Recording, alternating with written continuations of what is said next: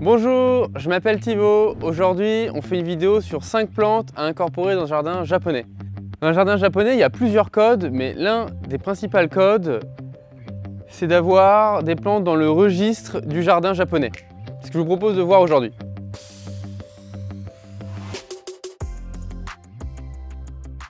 Un des principaux thèmes, c'est les érables du Japon. Sublime, avec une feuille à la forme d'une palme de main. Il en existe plein de couleurs. Là, on est sur la variété la plus populaire en France, le Bloodgood, Acer palmatum Bloodgood. Acer les érables, palmatum faisant référence à la main, à la forme de la feuille, et Bloodgood, c'est la variété. Ça, c'est une variété pourpre qui devient rouge en été et vraiment rouge sang à l'automne. Gros intérêt de cette variété, c'est de pouvoir la placer au soleil. C'est l'un des érables du Japon qui tient mieux au soleil. Tous les autres érables du Japon, vous devez les mettre mi-ombre ou à l'ombre.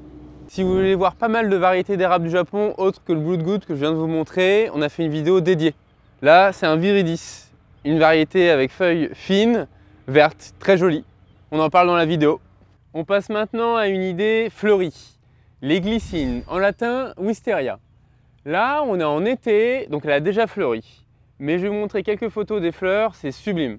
Les fleurs arrivent légèrement avant les feuilles, et donc vous avez quelque chose d'extraordinaire, recouvert de fleurs, avec des longues grappes.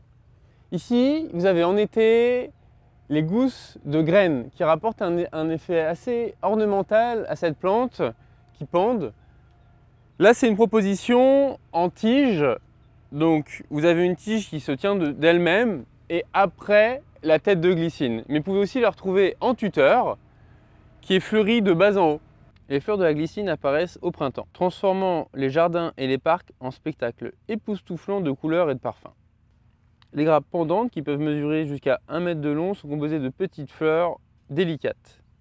Il y a plusieurs variétés, des roses, des blanches, mais la plus populaire, c'est la bleue, bleu-violet, Fuji Yokohama. Voilà, ça c'est une belle variété de glycine fleurie classique.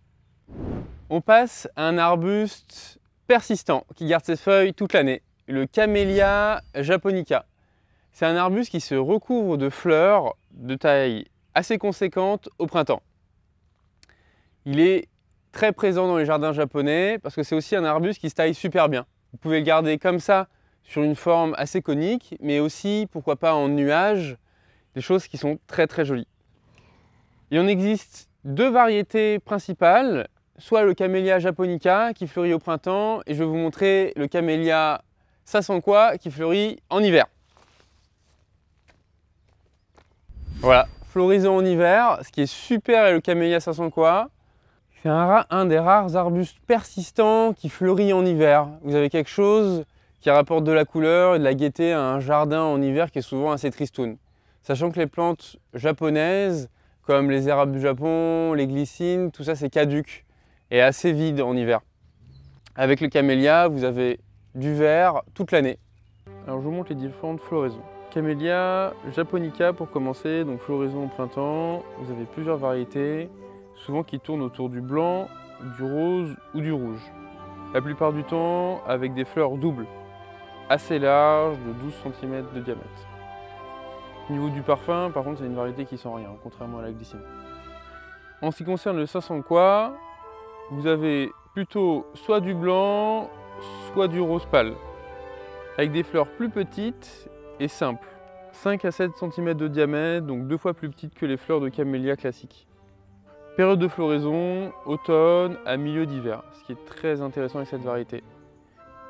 Et voilà à quoi ça ressemble en nuage, c'est super esthétique. Petit point aussi sur les camélias, celui que je vous ai montré précédemment en touffe pourrait permettre de couvrir un vis-à-vis puisque vous pouvez faire une plante de haie et bien le tailler. Voilà, je vous laisse apprécier la beauté.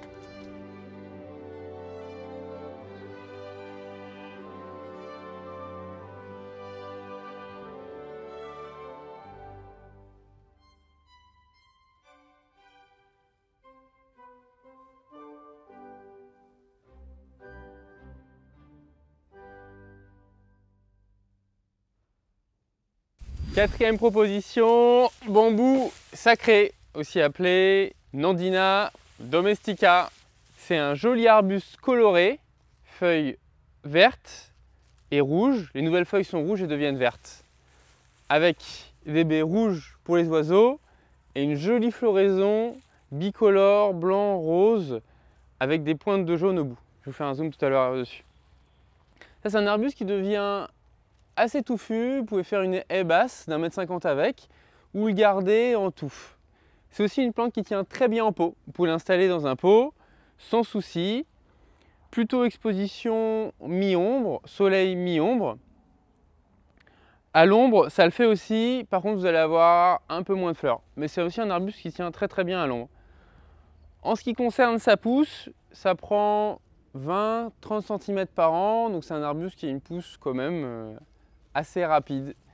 Voilà, un joli arbuste assez simple et surtout avec des feuilles toute l'année persistants. La floraison comme ça. Et les baies rouges. Comme ça. Il y a un joli contraste entre les baies rouges et son feuillage vert panaché rouge. On passe du bambou sacré à un vrai bambou. En fait, pas vraiment. Là, on est sur un bambou non traçant. Vous pouvez le planter directement en pleine terre, sans barrière. Il ne se propagera pas.